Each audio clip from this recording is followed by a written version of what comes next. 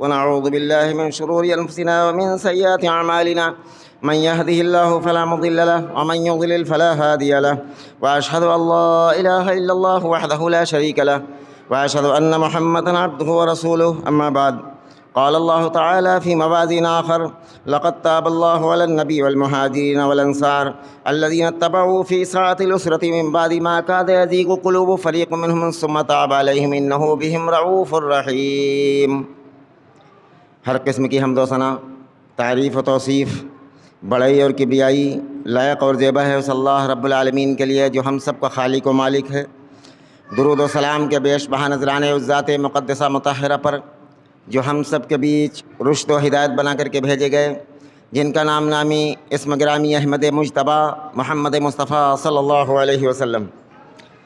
میرے بھائی اور بزرگوں، آپ سب یہ جانتے ہیں کہ یہ 1445 ہجری کا پہلا مہینہ، جس میں یہ ماہ محرم میں اکثر شہداء کرام کا تذکرہ کیا جاتا ہے، چاہے وہ کربلا کے میدان میں شہید ہونے والے ہوں، چاہے وہ احد کے میدان میں شہید ہونے والے ہوں، چاہے وہ بدر کے میدان میں شہید ہونے والے ہوں، ان کا تذکرہ عام طور پر پوری امت کے اندر اجتماعیت ہے اس بات پر کہ اس مہینے میں اکثر ان ہستیوں کا ذکر کیا جاتا ہے۔ اور کیوں نہ ہو کہ جن لوگوں نے دین کے لیے اپنی جانیں قربان کی ہیں، بچوں کو یتیم کیا، عورتوں کو بیوہ کیا، ان کا تذکرہ قیامت کی صبح تک یہ امت بھلا نہیں سکتی ہے۔ اس تعلق سے میں نے جو آیت کریمہ تلاوت کی ہے وہ سورہ توبہ کی آیت نمبر 117 ہے۔ اللہ رب العالمین نے اس میں جنگ احد کا تذکرہ کیا ہے۔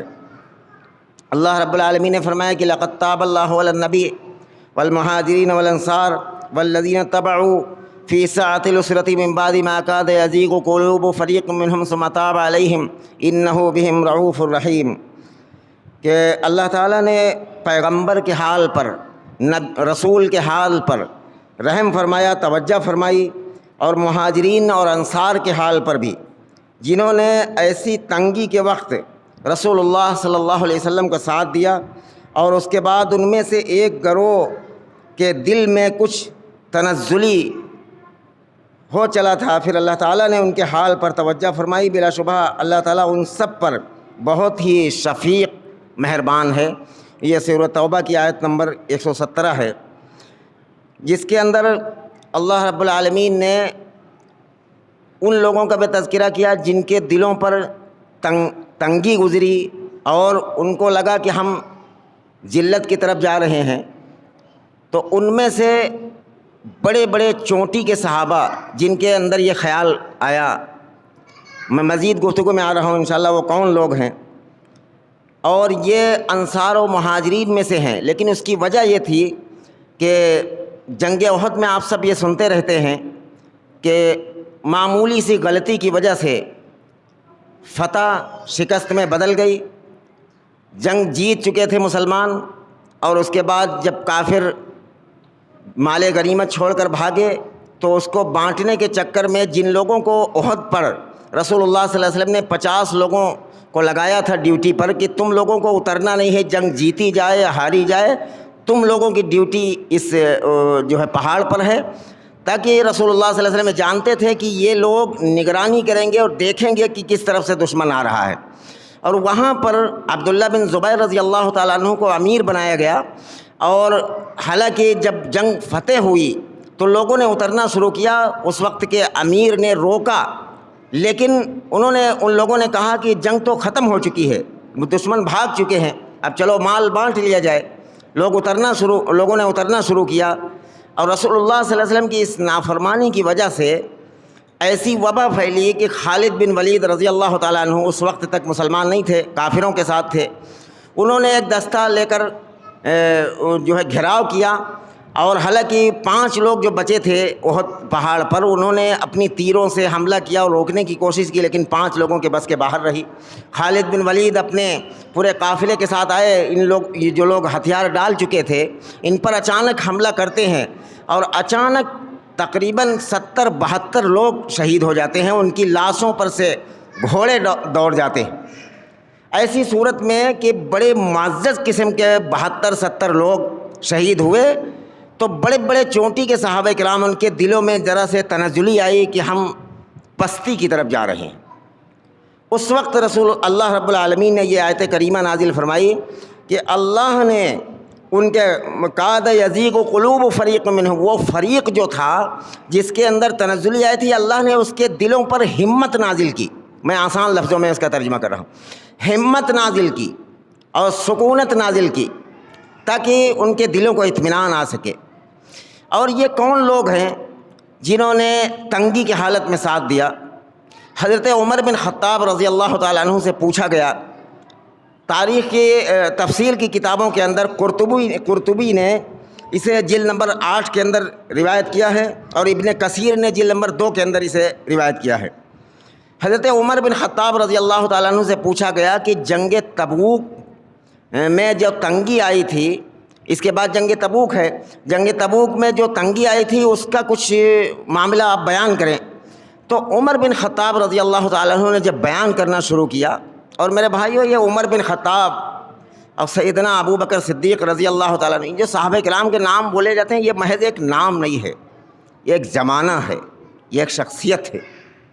یہ قیامت کی صبح تک ممبر رسول اللہ پر ان ہستیوں کا نام لیا جائے گا۔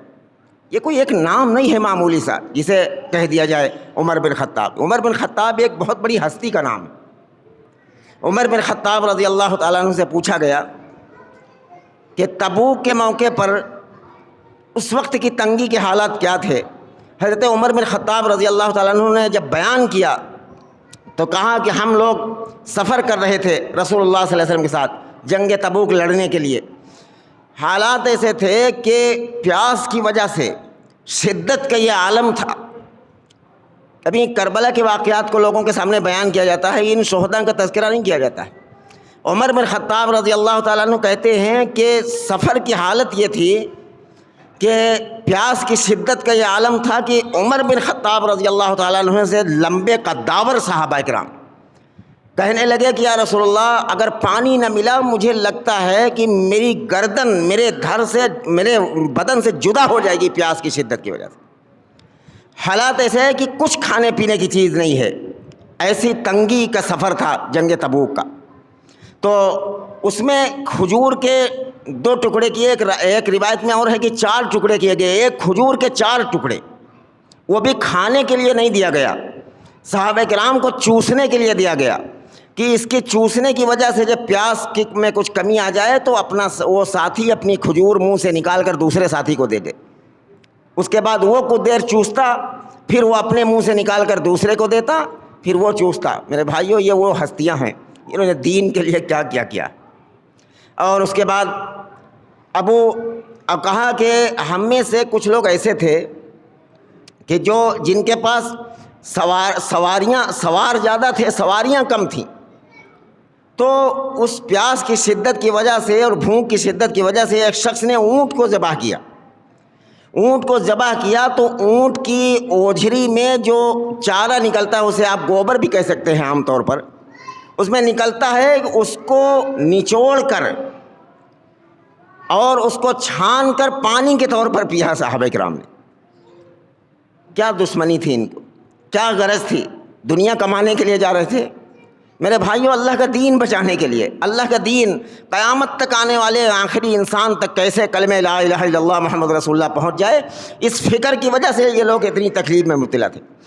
تو فرمایا اللہ رب العالمین نے کہ والمہاجرین والانصار والذین اتبعوہ فی ساعۃ العسرۃ من بعد ما کاد یزیغ قلوبہم، کہ اللہ نے ان انصار و مہاجرین پر بھی رحم فرمائی، توجہ فرمائی کہ جنہوں نے تنگی کی حالت میں رسول اللہ صلی اللہ علیہ وسلم کا ساتھ دیا۔ ابو قتادہ سے پوچھا گیا جنگ تبوک کا واقعہ، تو ابو قتادہ رضی اللہ تعالیٰ عنہ بیان کرتے ہیں کہ اس واقعے کو کہ پیاس کی شدت کی وجہ سے لوگوں نے اونٹ ذبح کرنا شروع کر دیا، اس کی اوجھڑیوں میں جو پانی نکلتا تھا اس کو پینا شروع کر دیا۔ تو عمر بن خطاب رضی اللہ تعالیٰ عنہ نے ایک مشورہ دیا اور کہا کہ بھائی دیکھو اونٹ مت ذبح کرو، سوار یوں ہی زیادہ ہیں، سواریاں کم ہیں، اگر سواریاں نہ رہیں اور دشمن کے پر غلبہ بھی نہ ہوا تو ہم لوگ جائیں گے کیسے واپس، لہذا اونٹ مت ذبح کرو۔ تو ابو قتادہ کہتے ہیں کہ ہم لوگوں نے مشورہ کیا کیا جائے، پھر آخر کیا کیا جائے، پیاس کی وجہ سے گردن دھڑ سے جدا ہو رہی ہے۔ تو کہا کہ رسول اللہ صلی اللہ علیہ وسلم کے پاس اس کی شکایت کرتے ہیں۔ لوگ پہنچے اور رسول اللہ صلی اللہ علیہ وسلم سے شکایت کی اس بات کی کہ یا رسول اللہ، ہم لوگوں کی پیاس کی شدت کا یہ عالم ہے کہ کھجور کے 4 ٹکڑے کر کے ایک ٹکڑا لوگ چوستے ہیں، دوسرے ساتھی کو دیتے ہیں، اس وجہ سے کہ کوئی پیاس کی شدت کم ہو جائے، تو آپ دعا کریں۔ ارے یار کیا ہے یہ، پیاس کی شدت کی وجہ سے کہتے تھے تو آپ صلی اللہ علیہ وسلم دعا کریں ہمارے لیے کہ ہم پر اللہ تعالیٰ بارش نازل فرمائے۔ ابو قتادہ کہتے ہیں کہ رسول اللہ صلی اللہ علیہ وسلم نے اپنے دست مبارک کو بلند کیا، اپنے ہاتھوں کو بلند کیا اور دعا مانگی کہ اللہ تعالیٰ یہ دین کے بے سر و سامان مسافر، اللہ تعالیٰ ان پر رحم فرما، یہ دین کی فکر کے لیے نکلے ہوئے ہیں، اللہ ان پر اپنی رحمت کی بارش فرما۔ اسی وقت بادل اٹھتے ہیں۔ ابو قتادہ بیان کرتے ہیں کہ رسول اللہ صلی اللہ علیہ وسلم کے ہاتھ نیچے نہیں آئے تھے کہ بادل اٹھتے ہیں، بارش ہوتی ہے۔ لوگوں نے اپنے برتنوں میں پانی بھرا، اس وقت جو ہوتے تھے وہ اسے کیا کہتے ہیں، جو وہ ہوتے مشکیزہ وغیرہ، ان میں پانی بھرا اور پیاس سے سیراب ہوئے، اور وہاں سے چلے جب آگے بڑھے تو پتہ چلا صرف وہ اتنے ٹکڑے پر ہی بارش ہوئی تھی جہاں پر دعا کی تھی رسول اللہ صلی اللہ علیہ وسلم۔ بارش کا کوئی موسم نہیں تھا، اللہ نے اپنی رحمت سے وہ بارش کی تھی۔ اور حضرت ابو ہریرہ رضی اللہ تعالیٰ عنہ بھی اس روایت کو، اس چیز کو بیان کرتے ہیں کہ اللہ کے رسول صلی اللہ علیہ وسلم سے اجازت مانگی کہ اونٹ ذبح کیا جائے۔ اس وقت عمر بن خطاب رضی اللہ تعالیٰ عنہ نے یہ مشورہ دیا رسول اللہ صلی اللہ علیہ وسلم کو کہ اے میرے آقا، آپ انہیں اونٹ ذبح کرنے کی اجازت نہ دیں، ورنہ ہم لوگ دقت میں آ سکتے ہیں، اگر سواریاں ختم ہو گئیں تو پھر ہم لوگ واپس کیسے جائیں گے؟ تو اس لیے آپ صلی اللہ علیہ وسلم نے کہا کہ منع کر دو۔ اسے مسند احمد کی جلد نمبر 3 کے اندر حدیث نمبر 90 پر روایت کیا ہے حضرت ابو ہریرہ رضی اللہ تعالیٰ عنہ نے۔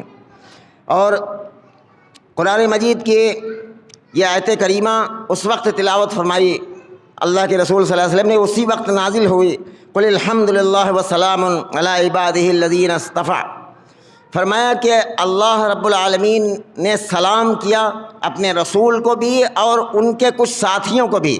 وہ ساتھی مراد ہے، ان سے مفسرین نے بیان کیا وہ ساتھی وہی مراد ہیں جو جنگ تبوک کے اندر ساتھ تھے۔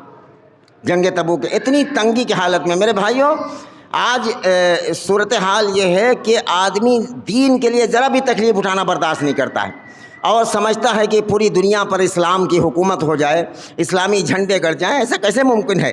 دین کے لیے دین ہمیشہ قربانیاں مانگتا ہے۔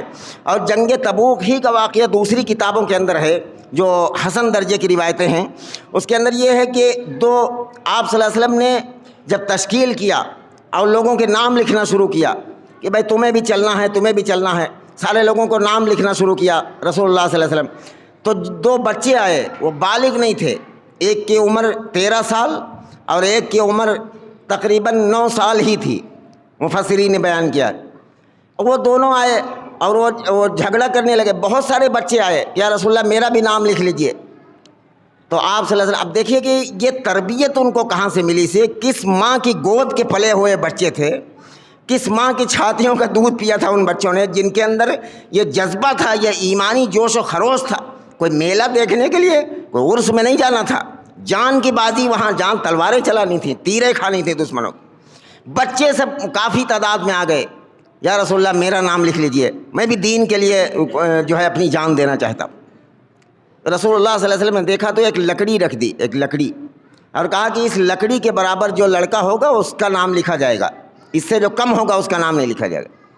2 بھائی آتے ہیں، سگے بھائی، ایک بچہ جس کی لمبائی اس لکڑی کے برابر ہے، رسول اللہ صلی اللہ علیہ وسلم نے اس کا نام لکھ لیا۔ اس کا چھوٹا بھائی کہتا ہے یا رسول اللہ میرا بھی نام لکھ لیجئے۔ آپ صلی اللہ علیہ وسلم نے کہا کہ بھائی دیکھو، میں نے ایک شرط رکھ دی، یہ لکڑی جو ہے، اس لکڑی کے برابر جو بچہ ہوگا اسی کا نام لکھا جائے گا، تم اس لکڑی سے کم ہو اس لیے تمہارا نام نہیں لکھا جائے گا۔ اس بچے نے کہا کہ یا رسول اللہ یہ میرا بھائی لمبا ہے، صرف مجھ سے جیت نہیں پاتا ہے، آپ چاہیں تو لڑوا کر دیکھ لیجئے۔ ہائے ہائے، اللہ اکبر، کیا جذبہ ہے! ایسا لگتا ہے کہ بازار جانا ہے گھومنے، کسی مال میں جانا۔ یہ کون سی گود کے پلے ہوئے وہ نونہال تھے جن کے اندر دین بچانے کے لیے یہ جذبہ تھا؟ وہ کون سا مدرسہ تھا جس کی تربیت یافتہ، جس کے جو ہے طالب علم تھے وہ لوگ. وہ بچہ کہتا ہے یا رسول اللہ مجھے لڑوا کر دیکھ لیجئے، یہ میرا بھائی لمبا ہے اس لکڑی کے برابر، اسے جیت نہیں سکتا. آپ صلی اللہ علیہ وسلم مسکرانے لگے اور کہا لڑو. اور لڑوا کر دیکھا رسول اللہ صلی اللہ علیہ وسلم نے. اس نے کان میں کہا، نگاہ نبوت نے دیکھا، اس نے کان میں کہا کہ تمہارا نام لکھ گیا ہے، تھوڑی دیر کے لیے ہم آپ تو پٹک دیتے ہیں تاکہ میرا بھی نام لکھ جائے. وہ بڑا بھائی اپنے ہاتھ پیر کو ڈھیلا کر دیتا ہے، چھوٹا بھائی اس کو پٹک دیتا ہے. رسول اللہ صلی اللہ علیہ وسلم دیکھ کر مسکراتے ہیں، کہتے ہیں چلو تمہارا نام لکھا جاتا ہے.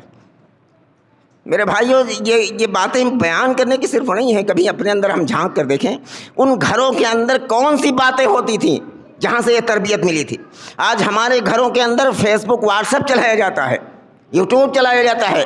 ان گھروں کے اندر محمد الرسول اللہ کے غلاموں کے واقعات بیان کیے جاتے تھے.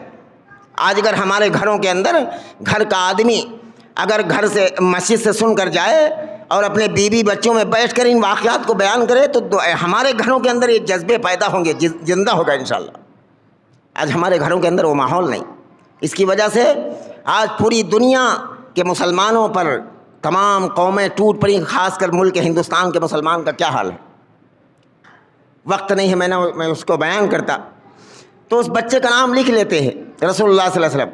پھر ایک عورت آتی ہے اپنے دودھ پیتے ہوئے بچے، تقریباً جس کی عمر 6 ماہ تھی، دودھ پیتے ہوئے بچے کو لے کر گود میں آتی ہے اور وہ کہتی ہے یا رسول اللہ میرے اس لخت جگر کا نام لکھ لیجئے. اب دودھ پینے کی حالت میں ماں کے اندر جو جذبہ محبت ہوتی ہے وہ کسی اور زمانے میں اولاد سے نہیں ہوتی.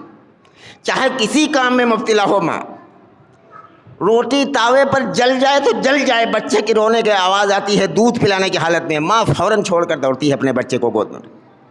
کسی اپنے سہیلیوں میں بات کر رہی ہے، بچہ رونے لگتا ہے، ایک ماں اپنے بچے کو دودھ پلانے کی حالت میں سب کو چھوڑ کر دوڑتی ہے اپنے بچے کو گود میں اٹھا کر اپنے سینے سے لگاتی ہے اس لخت جگر کو کہ میرا بچہ بھوکا ہوگا. اور ایسی صورتحال میں وہ عورت اپنے بچے کو بارگاہ رسالت میں پیش کرتی ہے اور کہتی ہے یا رسول اللہ میرے بچے کا نام لکھ لیجئے. آپ صلی اللہ علیہ وسلم نے نظریں اٹھائیں اور دیکھا تو کہا یہ بچہ، ارے اس بچے کے لیے تو ایک آدمی الگ سے چاہیے اس کو گود میں رکھنے کے لیے. تو اس عورت نے کہا کہ یا رسول اللہ میں جانتی ہوں میرا یہ لخت جگر، میرا یہ نوحال کسی لائق نہیں ہے، کوئی کام نہیں کر سکتا، یہ تلوار نہیں اٹھا سکتا، یہ دوڑ نہیں سکتا میدان کارزار میں، لیکن ایک کام آ سکتا ہے. اس عورت نے کہا کہ یا رسول اللہ میرا شوہر بھی اللہ کے دین کے لیے قربان ہو گیا، شہید ہو گیا، میرا باپ بھی اللہ کے دین کے لیے شہید ہو گیا، میرے جو بڑے بیٹے تھے سب اللہ کے دین کے لیے شہید ہو گئے، یہ میرا بچہ ہے. اب میں چاہتی ہوں کہ کل قیامت کے دن میں شہید کی ماں کہلاؤں، مجھے اس بات پر فخر. اور کہا کہ میرا بچہ ایک کام آ سکتا ہے، یا رسول اللہ آپ اسے اپنی گود میں لے لیجئے، اپنی گود میں لے لیجئے، اس سے 2 فائدے ہوں گے. یہ 2 کام آ سکتا ہے، ایک آپ کے کام اور ایک میرے کام. اس سے 2 فائدے ہوں گے. اللہ کے رسول اسے گود میں لے لیجئے، جب دشمن کوئی حملہ کرے، کوئی تیر چلائے تو میرے بچے کو آگے کر دینا کہ جب تک کہ میرے اس لخت جگر کی جسم میں روح باقی رہے اس وقت تک آپ پر آنچ نہ آنے دے. یہ جو ہے رسول اللہ صلی اللہ علیہ وسلم کے محافظوں میں اس کا شمار ہو جائے. اور دوسرا فائدہ یہ ہوگا کہ کل قیامت کے دن میں شہید کی ماں کہلاؤں، میرا بچہ اس کام کے لائق ہے. حالانکہ رسول اللہ صلی اللہ علیہ وسلم نے اسے معاف کر دیا، اسے نہیں لیا. لیکن کہنے کا مطلب یہ ہے کہ یہ جذبہ کہاں سے آیا ان کے اندر، یہ ذوق کہاں سے پیدا ہوا، کن ماؤں کی گود میں وہ پلے تھے بچے. آج ہمارے گھروں کے اندر ٹیلی ویژن کے سوا، موبائل پر فیس بک واٹس ایپ کے سوا کوئی اور چیزیں نہیں رہ گئیں. بچوں کو بٹھا کر کبھی گھر کے اندر دین کی باتیں کی جائیں. اور وہ عورتیں تھیں جو بارگاہ رسالت میں جاتی تھیں اور رسول اللہ صلی اللہ علیہ وسلم کے پیچھے نماز پڑھتی تھیں. جہاں تو یہ ہے کہ عورتیں بازار چلی جائیں، عورتیں عرس میں چلی جائیں، جہاں دھکے مکے ہیں، جہاں بے پردگی ہے، ہر طرف چلی جائیں عورتیں. مسجد میں آنے لگے تو ان پر فتوے لگائے جاتے ہیں. میرے بھائیوں ایسے مولوی کل قیامت کے دن ان کی زبانوں پر تالے لگائے جائیں گے، آگ کی کینچی سے زبان کاٹی جائے گی۔ صحیح مسلم کی روایت ہے کہ رسول اللہ صلی اللہ علیہ وسلم نے کہا کہ اللہ کی بندیوں کو اللہ کے گھر میں آنے سے مت روک۔ یہ روکنے والے کون ہیں؟ دین کے ٹھیکیدار۔ میرے بھائیوں اگر آج بھی عورتوں کو مسجدوں سے جوڑا جائے، ان کے پردے کا انتظام کیا جائے، وہ بھی جو ہے مسجد کے اندر خطبہ سنیں، درس و تدریس سنیں، تو آج ان کے گود سے جو بچے پیدا ہوں گے ان کے اندر دین کا جذبہ آئے گا، ان کے اندر دین بچانے کا جذبہ آئے گا۔ جیسے صحابہ کرام کے بچے، وہ کوئی الگ سے نہیں آئے تھے، وہ بھی اسی طریقے سے اپنے ماں باپ سے پیدا ہوئے تھے، وہ بھی اپنی ماں کا دودھ پی کر بڑے ہوئے تھے۔ میرے بھائیوں ان کے اندر کیسے یہ جذبہ آ گیا؟ اور میرے بھائیوں یہ جذبے کا کوئی ذرہ بھی اگر آج امت کے اندر واپس آ جائے تو یہ جتنی بھی طاقتیں ہیں، جتنی بھی ظالم حکومتیں ہیں، آج بھی تھر تھر کانپنے لگیں گی امت کے اندر دوبارہ اگر یہ ایک ذرہ بھی واپس آ جائے۔ سب سے بڑی یہ ترمذی شریف کے اندر ایک روایت ہے، غالباً ابو سعید خدری رضی اللہ تعالیٰ عنہ راوی ہیں اس حدیث کے، فرماتے ہیں کہ رسول اللہ صلی اللہ علیہ وسلم نے فرمایا کہ ایک وقت تو آئے گا جو قومیں تم پر حاوی ہو جائیں گی اور سب ٹوٹ پڑیں گے تم پر۔ تو فرمایا، صحابہ کرام نے پوچھا یا رسول اللہ ہم کو کیا ہو جائے گا، ہمیں کون سی بیماری لگ جائے گی؟ اور اس کے ساتھ میں رسول اللہ صلی اللہ علیہ وسلم نے یہ بھی فرمایا کہ تم ایک گھاس کے تنکے کی طرح ہو جاؤ گے۔ جیسے سیلاب آتا ہے، سیلاب کے ساتھ میں گھاس کے تنکے بہہ جاتے ہیں، تمہاری پوزیشن یہ ہو جائے گی گھاس کے تنکے کی طرح۔ جب صحابہ کرام نے پوچھا یا رسول اللہ ہم لوگوں کو کون مرض لگ جائے گی اگر ہم اس زمانے پہ پہنچ جائے، کون سی بیماری ہو جائے گی جس کی وجہ سے ہم پر پوری قومیں ٹوٹ پڑیں گی؟ تو کہا دو بیماریاں لگیں گی، حب الدنیا و کراہت الموت۔ یہ دو بیماریاں لگیں گی، دنیا کی محبت، دنیا کے مال و متاع کی محبت، دنیا کے مکان اور عیش عشرت کی محبت، اور موت کا ڈر پیدا ہو جائے گا، موت سے کراہیت پیدا ہو جائے گی، تب تم پر قومیں ساری کی ساری تم پر حاوی ہو جائیں گی۔ صحابہ کرام کے 50 سالہ آپ سیرت اٹھا کر دیکھیں کہ صحابہ کرام کے جو 50 سالہ دور میں پوری دنیا کے اندر تقریباً کلمہ لا الہ الا اللہ محمد رسول اللہ پہنچ چکا تھا، اور کیوں ہوا تھا کہ ان کے اندر موت کا ڈر نہیں تھا۔ آج موت کا ڈر اور دنیا کی محبت مسلمان کے اندر پیدا ہو گئی، قومیں حاوی ہیں، ظالم حکومتیں مسلط ہیں۔ موت کا ڈر جب قوم کے اندر آ جاتا ہے، اگر آج بھی تجربہ کر کے دیکھ لو کہ ایک شخص اس مسجد میں سے اگر اٹھے اور اس کے اندر حقیقت میں اگر موت کا ڈر نہ کر جائے تو سارے لوگ اس سے ڈرنے لگیں گے۔ بھائی اس کو کس چیز سے ڈرایا جائے؟ عام طور پر جب کسی کو ڈرایا جاتا ہے تو موت سے ڈرایا جاتا ہے کہ تم کو پھانسی دے دی جائے گی، تم کو گولی مار دی جائے گی۔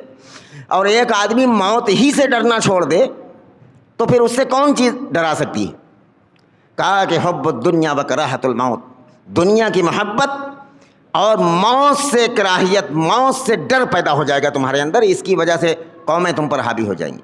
آج کی صورتحال خصوصاً اپنے ملک کی بالکل اسی طریقے سے ہے کہ دنیا کی محبت مسلمان کے اندر اور موت کا ڈر پیدا ہو گیا، اس لیے اس ملک کے ہر موڑ پر مسلمان کو ذلیل کیا جاتا ہے۔ اور میں کبھی کبھی تنہائی میں دعا مانگتا ہوں تو اللہ کی قسم آپ اس بات کے گواہ رہیں کہ کبھی میرے آنکھوں سے آنسو نکل پڑتے۔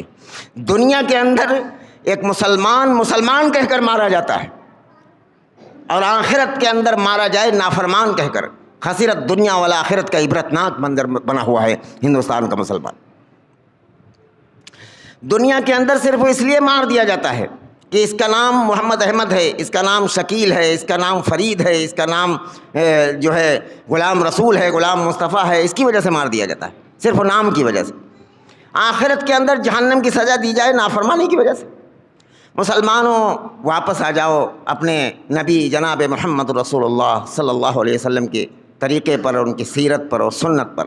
میرے بھائیوں، یہ ٹولیوں میں بٹی ہوئی امت، یہ فرقوں میں بٹی ہوئی امت، ایک راستہ ہے کہ پوری امت مل کر اپنا سردار، اپنا جو ہے آئیڈیل، اور اپنا نمونہ اپنا سیمپل مان لے جناب محمد رسول اللہ صلی اللہ علیہ وسلم کو، بس پوری امت کے اندر اتحاد آ جائے گا، پوری امت کے اندر یہ فرقے ختم ہو جائیں گے، یہ ٹولیاں ختم ہو جائیں گی، اور مانیں کہ رسول اللہ صلی اللہ علیہ وسلم جو تعلیم دے کر گئے ہیں، آپ صلی اللہ علیہ وسلم نے آخر وقت میں یہ کہا تھا، صحیح المستدرک حاکم کی کتاب العلم کے اندر یہ روایت ہے، حضرت ابو ہریرہ رضی اللہ تعالیٰ عنہ راوی ہیں، فرماتے ہیں کہ رسول اللہ صلی اللہ علیہ وسلم کا آخری وقت تھا اور لوگوں نے کہا کہ یا رسول اللہ کوئی مسئلہ ہوتا تھا تو ہم پوچھ لیتے تھے کہ کیا یہ چیز صحیح ہے غلط ہے، آپ کے جانے کے بعد دنیا سے ہم لوگوں سے کھلواڑ کریں گے، ادھر ادھر الجھا کر رکھ دیں گے، اور کیا ہم لوگ کریں گے؟ تو آپ صلی اللہ علیہ وسلم نے کہا کہ میں نے یتیم نہیں چھوڑا ہے اپنی امت کو، انی قد ترکت فیکم شیئین لن تضلوا بعدہما کتاب اللہ و سنتی، کہ میں نے تمہارے بیچ دو چیزیں چھوڑ دی ہیں، ولن یتفرق حتی یرد علی الحوض، کہ یہ دونوں چیزیں جدا نہیں ہوں گی یہاں تک کہ حوض پر میرے سامنے پیش کی جائیں گی، حوض کوثر پر۔ وہ کون ہیں؟ شیئین لن تضلوا بعدہما، یہ دو چیزیں ہیں اگر ان کو پکڑے رہو گے تو کبھی گمراہ نہیں ہو سکتے، کبھی راستے سے ہٹ نہیں سکتے، جنت کے راستے سے ہٹ نہیں سکتے۔ ایک وہ ہے اللہ کی کتاب قرآن، اور دوسرے یہ ہے کہ میری سنت، ان دو چیزوں کو مضبوطی سے پکڑے رہو تو تمہیں کوئی چیز گمراہ نہیں کر سکتی۔ گارنٹڈ کہا ہے رسول اللہ صلی اللہ علیہ وسلم نے، رسول اللہ صلی اللہ علیہ وسلم نے گارنٹی لی ہے کہ جو شخص کتاب اللہ اور سنت رسول اللہ کو پکڑے رہے گا وہ کبھی گمراہ نہیں ہو سکتا، اور ان دونوں پر چلنے والے کا ٹھکانہ صرف جنت ہے، اس کا بدلہ اور کوئی نہیں دنیا۔ میرے بھائی، اور نیت کریں ہم کسی عالم کے پیچھے، کسی مفتی کے پیچھے، کسی امام کے پیچھے، کسی محدث کے پیچھے، کسی جو اپنے آپ کو بڑا بن بیٹھا اس کے پیچھے ہم نہیں چلیں گے، ہم چلیں گے جناب محمد رسول اللہ صلی اللہ علیہ وسلم کے پیچھے۔ نیت کرو انشاءاللہ کہ اپنے ہر عمل کی تحقیق کریں گے کہ یہ میرا عمل، میں جس طریقے سے نماز پڑھتا ہوں یہ طریقہ رسول اللہ صلی اللہ علیہ وسلم کا ہے یا نہیں ہے، میں روزے جس طریقے سے رکھتا ہوں یہ طریقہ رسول اللہ صلی اللہ علیہ وسلم کا ہے یا نہیں ہے، میں قربانی جو کرتا ہوں قربانی میری نبی کے طریقے پر ہے یا نہیں ہے۔ ہر مسئلے پر اس کی تحقیق کی جائے کہ یہ میرا عمل محمد رسول اللہ صلی اللہ علیہ وسلم کے طریقے پر ہو تو سمجھ لیجئے کہ وہ کامیاب ہے، دنیا کے اندر بھی کامیاب ہے۔ اور یہ شکل اگر دوبارہ واپس آئی اس امت کے اندر، وہ یقیناً آئے گی انشاءاللہ، جب اس کی کوشش کی جائے گی تو آئے گی، اور یہ شکل جب واپس آئے گی تو اس ملک کے مسلمانوں کے حالات بھی سدھریں گے، حالات بدلیں گے، ظالم حکومت پست ہوں گی۔ ایک دن وہ آئے گا کہ اللہ رب العالمین نے جس چیز کا وعدہ کیا ہے کہ اللہ رب العالمین، یہ تو شرم کی بات ہے کہ ایک لا الہ الا اللہ کہنے والے پر کنکر و پتھر پوجنے والے حکومت کرے، کیا یہ شرم کی عالمیہ نہیں ہے؟ یہ شرم کی بات نہیں۔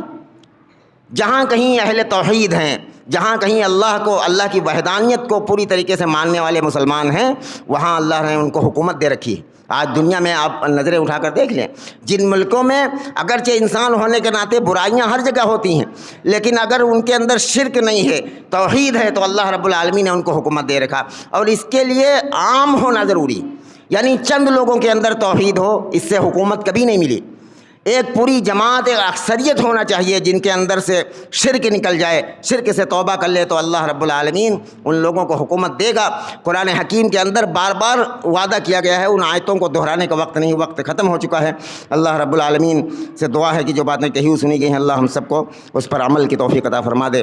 یا رب العالمین ہم سب کو جب تک زندہ رکھے اسلام پر، جب موت دیجیے تو ایمان پر خاتمہ نصیب فرما۔ یا رب العالمین اپنی اور اپنے رسول کی سچی پکی محبت نصیب فرما۔ یا رب العالمین اپنے اور اپنے نبی کی سچی پکی اطاعت نصیب فرما، اپنے نبی کی سچی پیروی نصیب فرما، شیطان کی پیروی سے، لوگوں کی پیروی سے امت کی حفاظت فرما۔ یا رب العالمین علماء کے فریب سے امت کی حفاظت فرما۔